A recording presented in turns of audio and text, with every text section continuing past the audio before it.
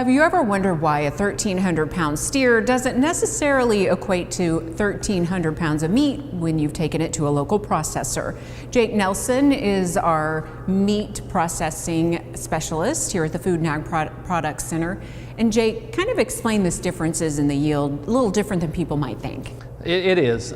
If you've never been exposed to the process, the conversion of an animal into a carcass or into the cuts, I think you're often, one of the first impressions you have is you're astounded at how much weight is lost through that process.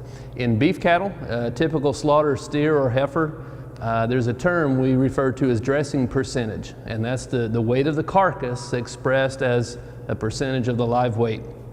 Typical dressing percentage is in that 62 to 63%. What astounds a lot of people is of that 37% that's lost at slaughter, a third of that is the hide. Hides are very heavy. So as soon as you remove the hide, it ends up in leather processing and shoes and belts and all the things we enjoy. There's a lot of weight immediately lost from that. Of course, the remaining then are those items that are not part of the process that come out, internal organs, feet, head, things of that nature. So at the end of the day, into the slaughter process, you've only got about 62% of what you started with. Is it the same percentages in other livestock? It's close, but not identical. Pork is another popular species that is often consumed here in Oklahoma. Local custom processors convert a lot of pork for people. Because we slaughter pork differently, we leave the skin on, we dehair pork instead of skinning them, we leave the feet on. The dressing percentage is a little higher. We're in the low to mid 70s on a pork dressing percentage. And then the conversion is a little higher as well. And again, that depends on boneless versus bone-in cuts, the fat trim level on the cuts, and all of that is driven by the customer.